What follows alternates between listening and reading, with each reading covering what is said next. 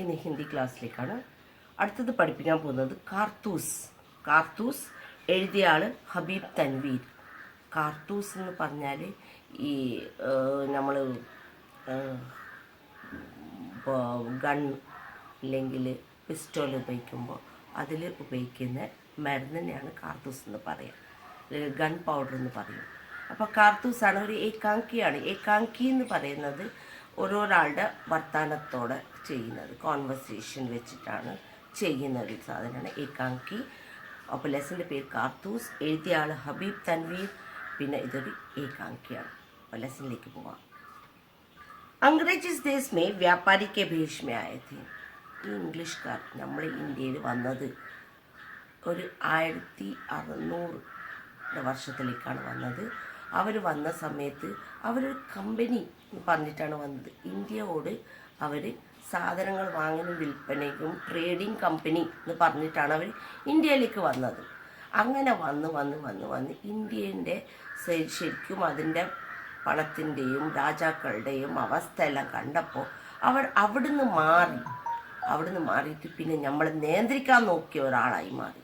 എന്നിട്ട് നമ്മളെ നിയന്ത്രിച്ചിട്ടാണ് അവർ നിന്നത്. അവസാനം 1947 നമ്മളെല്ലാവരും യുദ്ധം ചെയ്ത് നമ്മളെ ആൾക്കാർ യുദ്ധം ചെയ്തിട്ട് അവരെ നമ്മൾ വേണ്ടാന്ന് വെച്ചത്.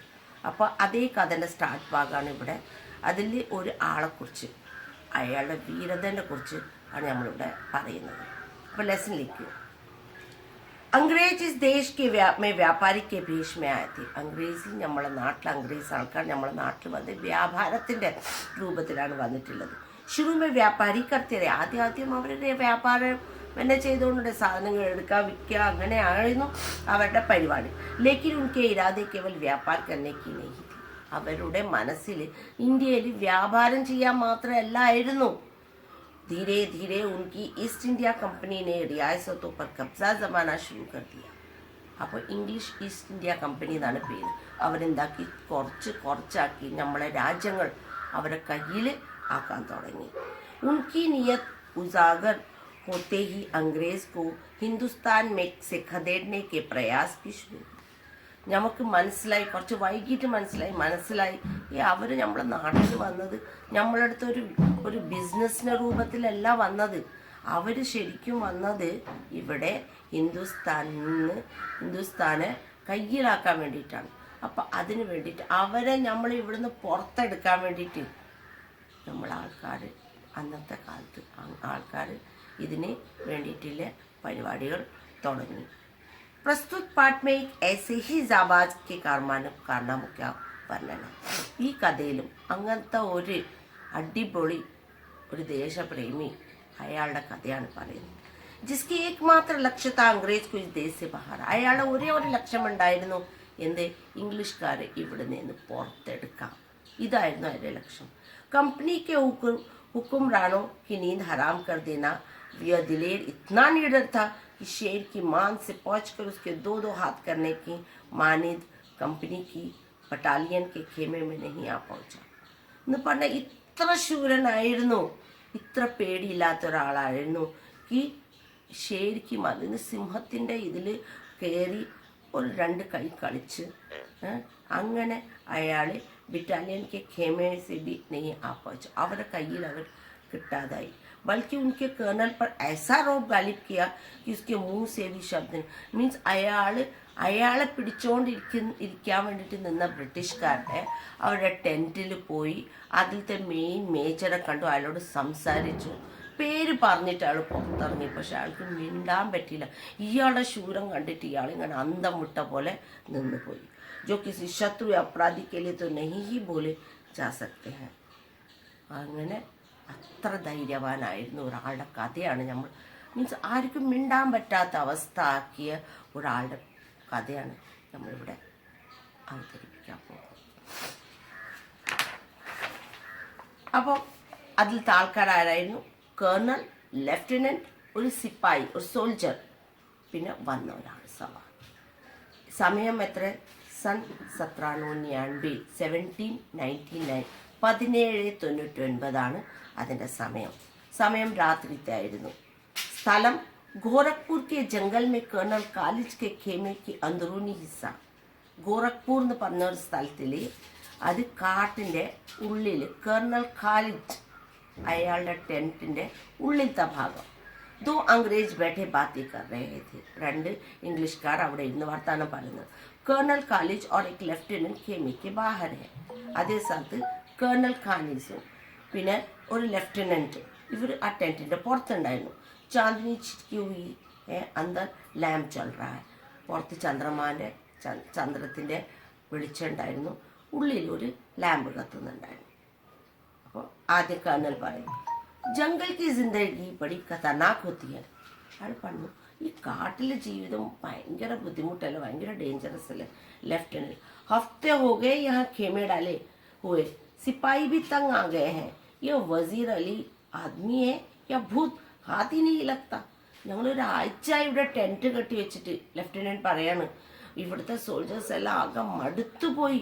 പക്ഷെ ആ വസീർ അലി ആദ്മി മനുഷ്യനാണോ ഭൂതമാണോ കയ്യിൽ വരുന്നേ ഇല്ല कर्नल उसके अफसाने सुन के റോബിൻ ഹുഡ് के कारनामों की याद आती है അയാളുടെ കാര്യങ്ങൾ കേട്ടപ്പോൾ ഈ ഹോളിവുഡിലെ റോബിൻ ഹുഡ് ഇങ്ങനത്തെ ഒരാളായിരുന്നു അപ്പോൾ അയാളെക്കുറിച്ചാണ് ഓർമ്മ വരുന്നത് अंग्रेजों के खिलाफ उसके दिल में किस कदर नफरत है അയാൾ ഇംഗ്ലീഷുകാരെ ഭയങ്കര എന്താ വെറുക്കുന്ന ഒരു മനുഷ്യനല്ലേ कोई 5 महीने हुकूमत की होगी നമ്മളിവിടെ ഒരു 5 മാസമായിട്ടുണ്ട് വന്നിട്ട് मगर इस 5 महीने में वो अवध के दरबार को अंग्रेजी असर से बिल्कुल पाक कर देने में तकरीबन कामयाब हो गया है പക്ഷേ ഈ 5 മാസത്തില് അവധിന്റെ രാജാവിന്റെ ദർബാറിൽ ഈ 5 മൈനയില് അയാൾ അംഗ്രേസിന്റെ ഇംഗ്ലീഷുകാരുടെ അവരെ മുകളിലില്ല ഇത് കളഞ്ഞ്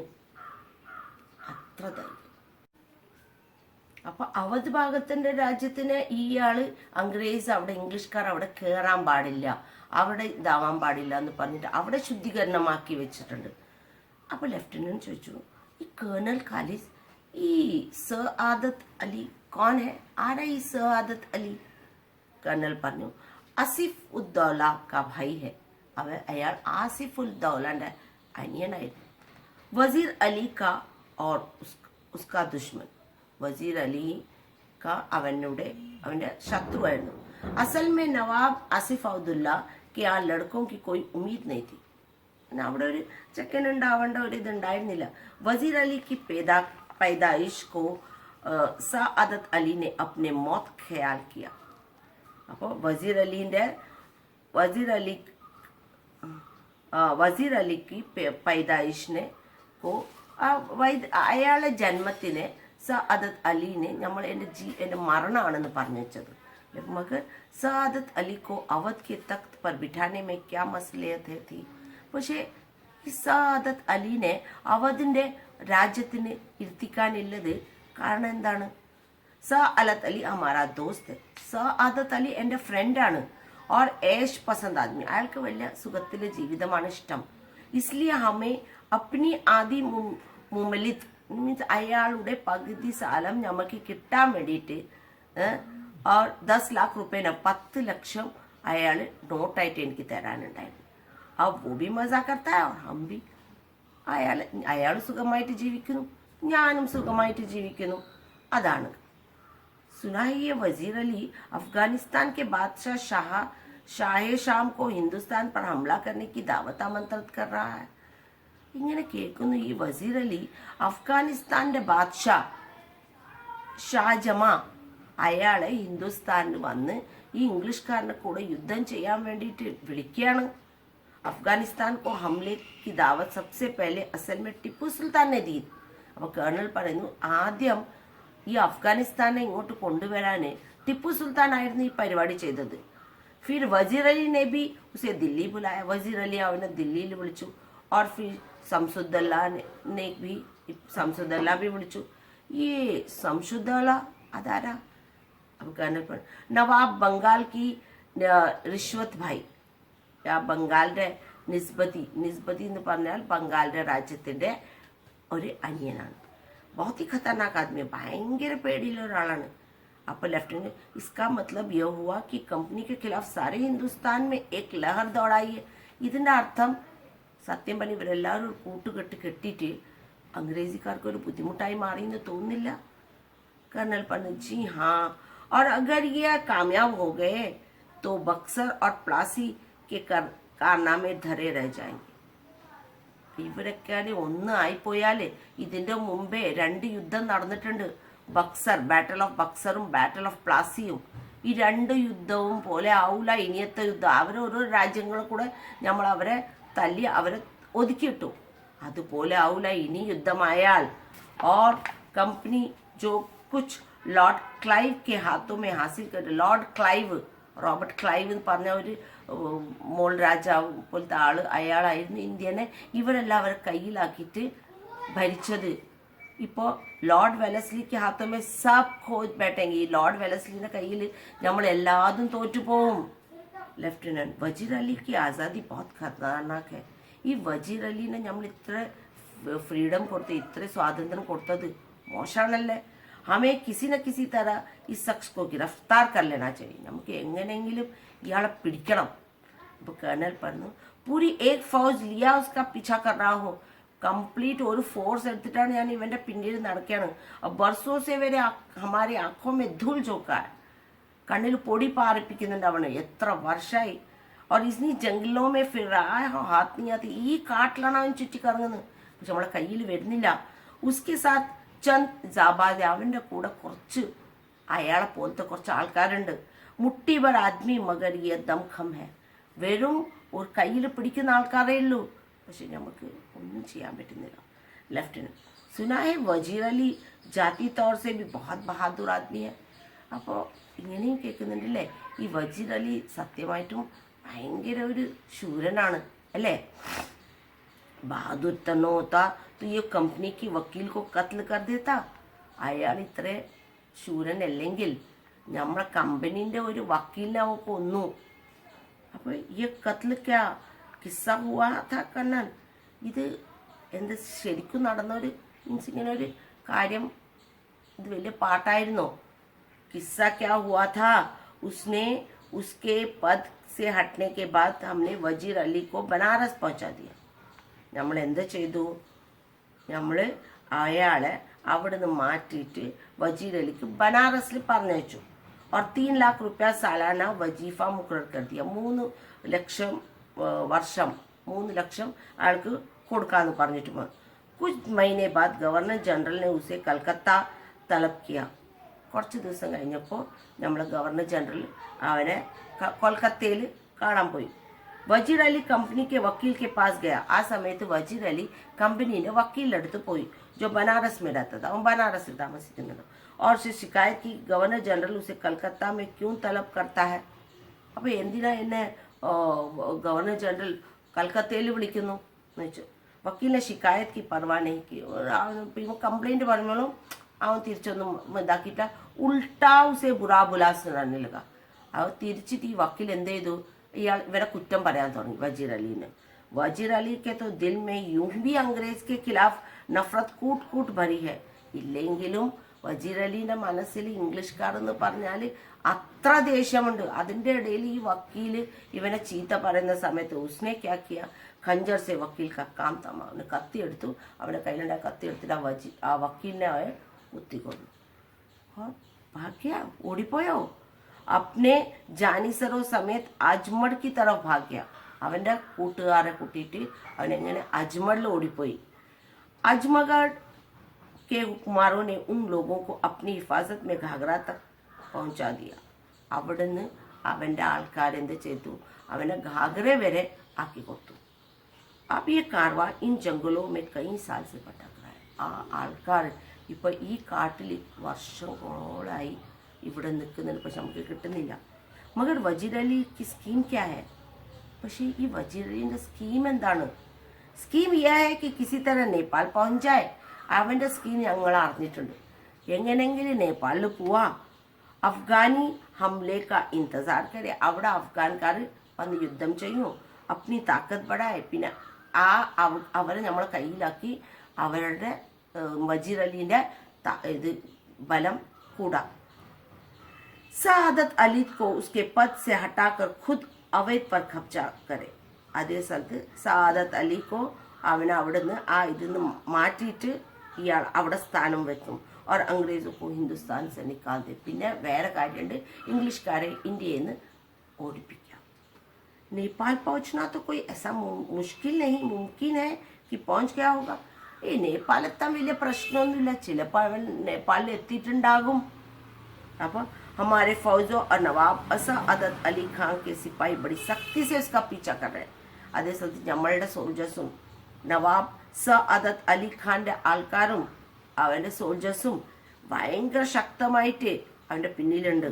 അവൻ അച്ചി തരം ഞങ്ങൾക്ക് നന്നായിട്ട് അറിയും ഇവ ഇനി ജംഗൽ മേ അവൻ ഇപ്പോഴും ഈ കാട്ടിൽ തന്നെ ഉള്ളത്.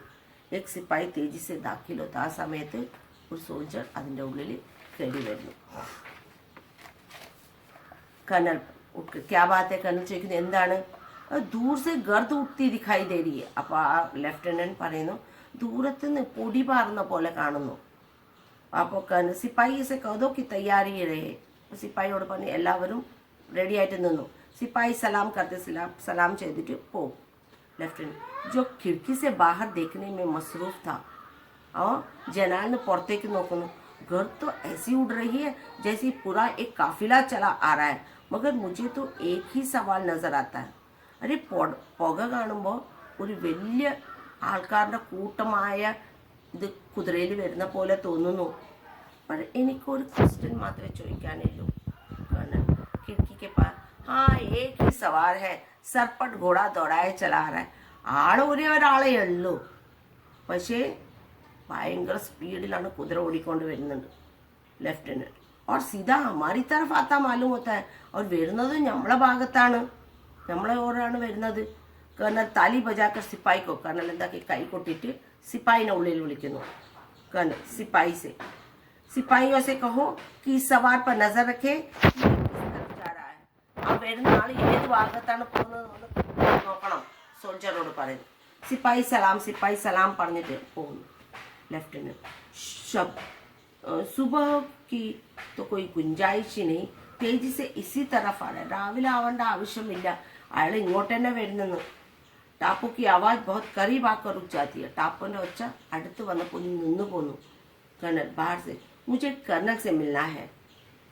അപ്പോൾ പുറത്തുനിന്ന് ഒരു അച്ഛ വരുന്നു, എനിക്ക് കേണലെ കാണണം. ബൂറ ചില്ലാക്കർ ബഹത് खूब. അപ്പോൾ ആ ആൾ പറഞ്ഞു ഓ നിങ്ങൾക്ക് കേണലെ കാണണോ, വളരെ നല്ലത്. അപ്പോൾ സവാർ അച്ചടന്നു. ഗൗറ അന്തരാത്ത അയാൾ ഉള്ളിൽ വന്നിട്ട് ഹുസൂർ സവാർ ആപ്സെ മിൽനാ ചാത്ത. ഒരാള് വന്ന ഇതിൻ്റെ കുതിരൻ്റെ പുറത്ത് വന്ന ആൾക്ക് നിങ്ങളെ കാണണം. भेज അയച്ചോ. വസീർ അലി को कोई आदमी होगा हमसे मिलकर उसे गिरफ्तार करवाना था. ചിലപ്പോൾ വസീർ അലിൻ്റെ ആൾക്കാരാവും വന്നിട്ട് അവനെ പിടിക്കണമെന്ന് പറയാൻ വേണ്ടിയിട്ടാവും. അപ്പോൾ ഖാമോഷ് റഹോ. സവാർ സിപ്പായിക്ക് സാത്ത് അന്തർ. സവാർ ആ കുതിരൻ്റെ മുകളിൽ നിന്ന ആള് ഒരു സോൾജറിൻ്റെ കൂടെ ഉള്ളിൽ വരുന്നു. സവാർ ആത്തേ പുക്കാർത്ത തൻഹായി തൻഹായി. സവാർ വന്നപ്പോൾ തന്നെ സൈലൻസ് സൈലൻസ് എന്ന് പറയുന്നു. അപ്പോൾ എനിക്ക് ഒറ്റക്കൊരാളെ കാണണം. സാഹബ് യഹാ കോയി ഗൈർ ആദ്മി नहीं है, आप രാജദിൽ कैसे कर्नल. पण ഇവിടെ വേറെ ആൾക്കാർ ആരുമില്ല, നിങ്ങൾക്ക് എന്ത് വേണമെങ്കിലും പറയാം. ദിവാർ ഹംഗോഷ്ദാർ തൻഹായി. ഞാൻ ഹോഷിയാർ. എനിക്കിവിടെ വേറൊരാൾക്ക് ഇവിടെ എല്ലായിടത്തും ചെവിയുണ്ട്, അതുകൊണ്ട് എനിക്ക് ഒറ്റക്കിന് സംസാരിക്കണം. ആ സമയത്ത് തന്നെ കേണൽ ലെഫ്റ്റനന്റ് സിപ്പായിക്ക് ഇഷാര कर्नल ലെഫ്റ്റനന്റും ആ കൂടെ ഉണ്ടായ സിപ്പായിയോട് നിങ്ങൾ പുറത്ത് പോയിക്കോ. दोनों बाहर चले गए थे, രണ്ടാളും പുറത്ത്. जब कर्नल और सवार खेमे में तनहा रह जाता है तो जरा वक्फे के साथ बाद चारों तरफ देखकर सवार करता है. അപ്പോൾ ഇപ്പോൾ കർണലും ഈ ആളും മാത്രമേ അതിൻ്റെ ഉള്ളിലുള്ളൂ. അപ്പോൾ കുറച്ച് ഇതിൽ നാല് ഭാഗത്ത് നോക്കുന്നു.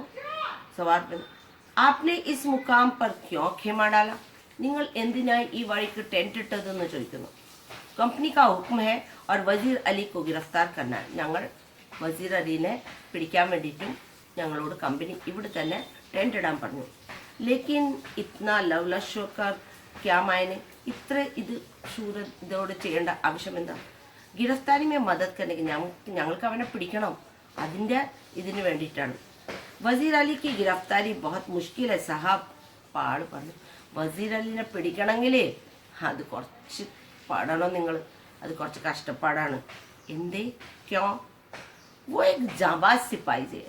അയാൾ ഒരു അടിപൊളി സിപ്പായിയാണ്, സോൾജറാണ്. मैंने भी ये सुन रखा है. आप क्या चाहते हैं? ഞാനിത് കേട്ടിട്ടുണ്ടായിരുന്നു. നിങ്ങൾക്ക് എന്താ വേണ്ടേ? എനിക്ക് കുറച്ച് കാർത്തൂസ് വേണം. കാർത്തൂസ് ഞാൻ പറയില്ല, गन पाउडर വേണം. इसलिए वजीर अली को गिरफ्तार करने के लिए. എനിക്കത് വസീർ അലിനെ പിടിക്കാൻ വേണ്ടിയിട്ടാണ്. അപ്പോൾ പിടിച്ചോളൂ, ഇതാ 10 കാർത്തൂസ് ഉണ്ട് ഇവിടെ. ശുക്രിയ. ആപ്കാ നാം? കണ്ണൂർ ചോദിക്കുന്നു. ആപ്കാ നാം? നിങ്ങളെ പേരെന്താ? വസീർ അലി. आपने मुझे कारतूस दिया इसलिए आपकी जान बख्श करता हूँ. നിങ്ങൾ എനിക്ക് കാർത്തൂസ് തന്നു, അതുകൊണ്ടാണ് ഞാൻ നിങ്ങളെ കൊല്ലാത്തത്. യഹ് കേക്കർ ബാഹർ ചലാ ഗയാ. പുറത്തു പോകുന്നു. ടാപ്പോ കാ ഷോർ സുനായി ദേത്താ. പിന്നെ ആ ഒച്ച വരുന്നു, കുതിര പോകുന്നത്. कर्नल एक सन्नाटे में है. हक्का बक्का खड़ा है कि लेफ्टिनेंट अंदर आता है. ആകെ കൂടി അന്തം വിട്ട പോലെ അയാൾ അവിടെ നിന്ന് ഇങ്ങനെ നിൽക്കുകയാണ്. ആ സമയത്താണ് ലെഫ്റ്റനന്റ് അകത്തേക്ക് വരുന്നത്. कौन था?